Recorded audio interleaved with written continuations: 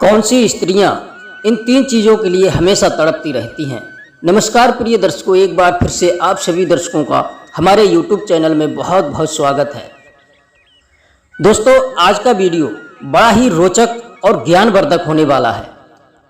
आपसे निवेदन है वीडियो को पूरा अवश्य सुनें। तो दोस्तों, बने रहिए हमारे साथ इस वीडियो में वीडियो की समाप्ति तक। प्रिय दर्शकों, ये प्राचीन काल की बात है। विक्रमादित्य और भर्तरी नाम के दो भाई रहा करते थे। उस समय उज्जैन के राजा विक्रमादित्य थे। एक दिन विक्रमादित्य के मन में योग साधना करने की इच्छा प्रकट हुई थी।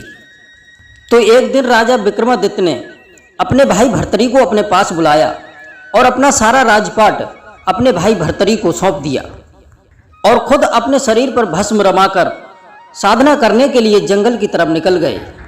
और जिस जंगल में विक्रमादित्य तपस्या करने के लिए गए थे, उसी जंगल में एक बहुत बड़ा तपस्वी रहता था, जिसने कठोर तपस्या करके एक फल प्राप्त किया था। वह फल बड़ा ही चमत्कारी था।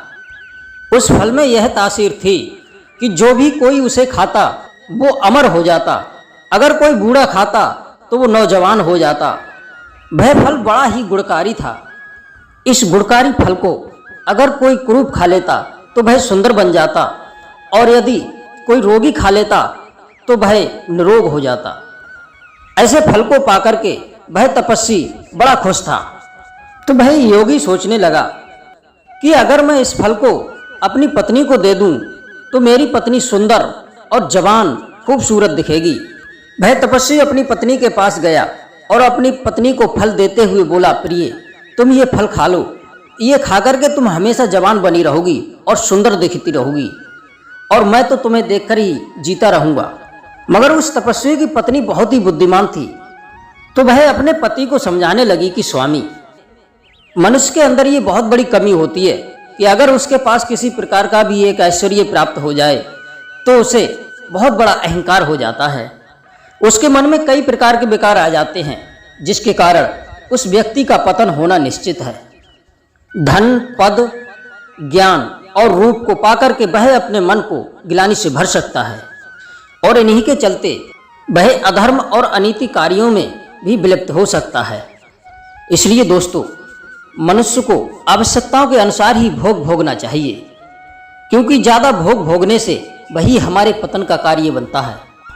उस तपस्वी की पत्नी अपने पति को समझाते हुए बोली, हे स्वामी, मुझे अभी रूप की आवश्यकता नहीं है।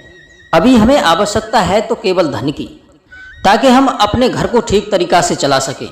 और ये तो आप जानते ही हैं कि धन के बिना रूप, बल, ज्ञान का पोषण बिल्कुल भी नहीं हो सकता।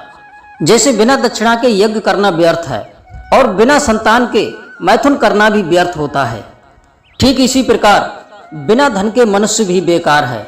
एक निर्धन व्यक्ति ठीक विधवा स्त्री की तरह अपने मन में हजारों इच्छाओं को मार करके बैठ जाता है। गरीबी एक ऐसी चीज है जो शरीरधारियों के लिए एक बहुत बड़ी अपमान के समान होती है। जिस व्यक्ति के पास में धन नहीं होता है तो उसके रिश्तेदार उसको मरा हुआ मानते हैं।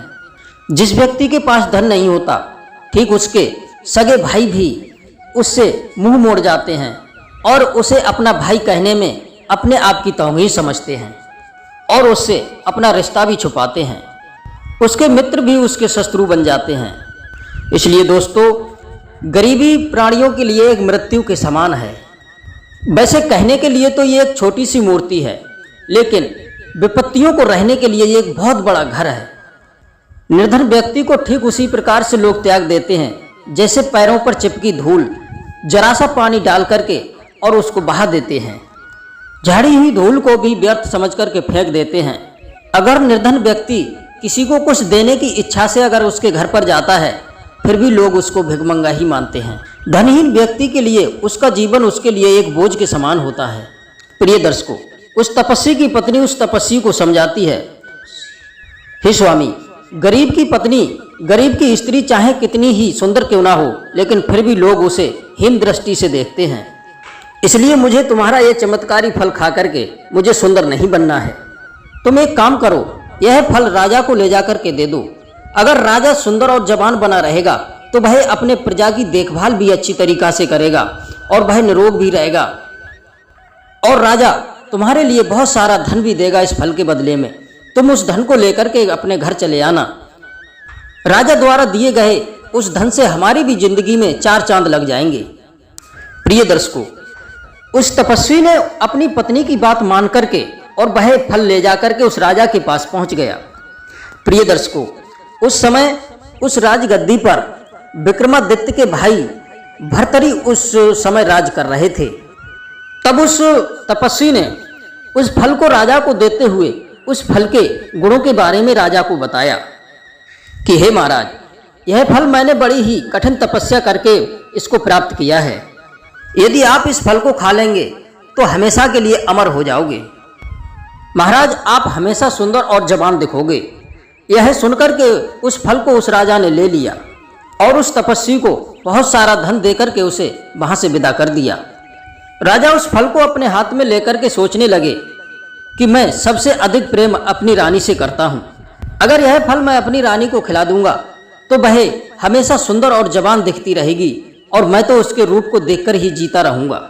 प्रिय दर्शकों, कहते भी हैं कि काम वासना में लिप्त व्यक्ति धर्म का विचार नहीं करता है। दोस्तों, राजा भर्तरी ने स्वयं न खाकर के उस फल को अपनी रानी के लिए बचा लिया। राजा भर्तरी जब शाम को अपने महल में पहुंचे तो बड़े प्रसन्न दिखाई दे रहे थे। उन्होंने बड़ा खुश होकर के उस फल को अपनी रानी के हाथों में रख दिया। राजा भर्तरी कहने लगे कि हे प्रिय, ये कोई साधारण फल नहीं है। इस फल को खाने वाला व्यक्ति हमेशा के लिए सुंदर और जवान बना रहता है।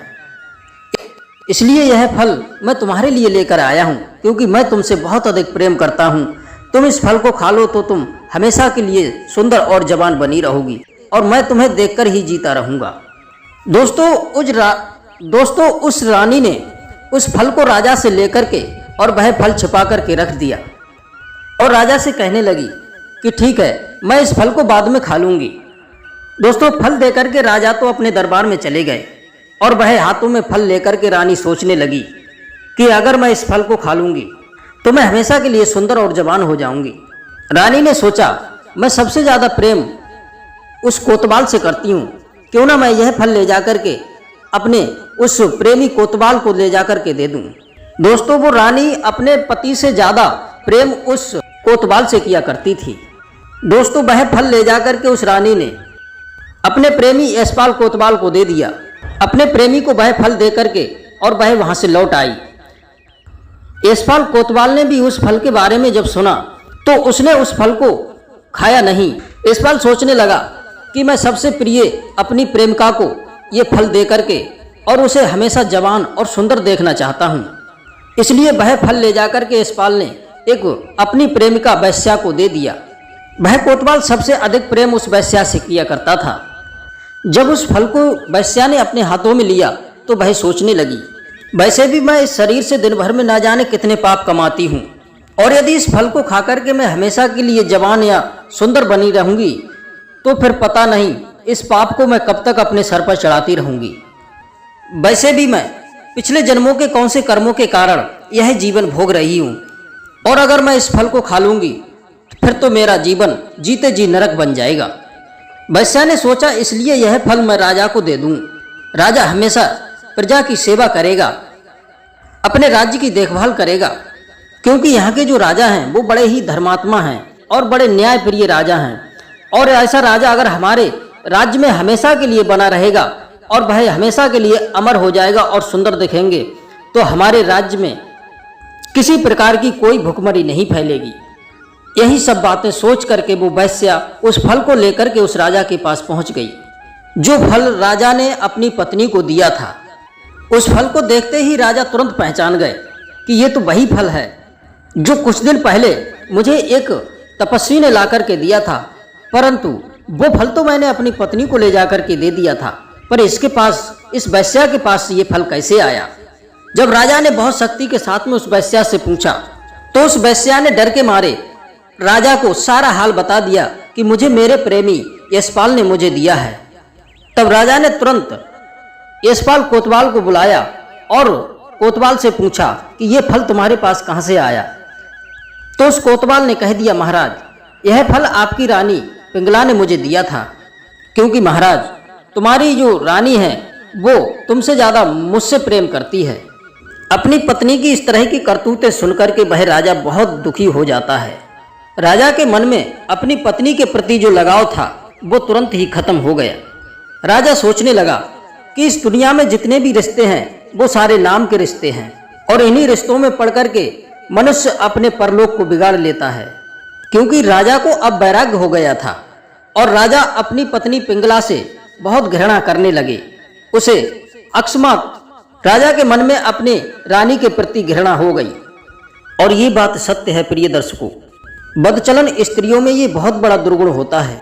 ऐसी स्त्री का पति चाहे रूप, बलवान, धनवान, इन सभी गुणों से संपन्न हो, फिर भी ऐसी स्त्रियों की आकर्षिति दूसरे मर्दों में होती है। प्रिय दर्शकों, कुटिल स्त्रियों को इन 3 चीजों की हर समय भूख रहती है। वह इन 3 चीजों के लिए हर समय तड़पती रहती हैं। कुटिल स्त्रियों में इन 3 चीजों की हमेशा भूख रहती है। पहली है पुरुष, पहली भूख है पुरुषों की। कुटिल स्त्रियां हर रोज नए नए पुरुषों की तलाश करती रहती हैं। और नंबर 2 है धन की। नंबर 3 विलासिता के सामानों की। ऐसी स्त्रियों के घर में चाहे बच्चे भूखे हों, चाहे उनके खाने के लिए उनके घर में अनाज के दाने ना हों, लेकिन उनके लिए उनका श्रृंगार ही महत्वपूर्ण होता है। उनके घर में श्रृंगार की कोई चीज की कमी नहीं हो सकती। बदचलन स्त्रियां अपने आप को हमेशा सजा करके रखती हैं। ऐसी स्त्रियां पुरुषों को लुभाने के लिए नए नए तरीके आजमाती रहती हैं, नए नए तरीके के फैशन बनाती रहती हैं। प्रिय दर्शकों, बदचलन स्त्री की इन 3 चीजों की भूख हमेशा के लिए रहती है। इसलिए दोस्तों, ऐसी स्त्रियों से हमेशा बच के रहें। तो दोस्तों, आपको ये कहानी कैसी लगी हमें कमेंट के माध्यम से अवश्य बताएं। आप सभी दर्शकों का बहुत बहुत धन्यवाद। जय श्री कृष्णा, जय श्री राधे।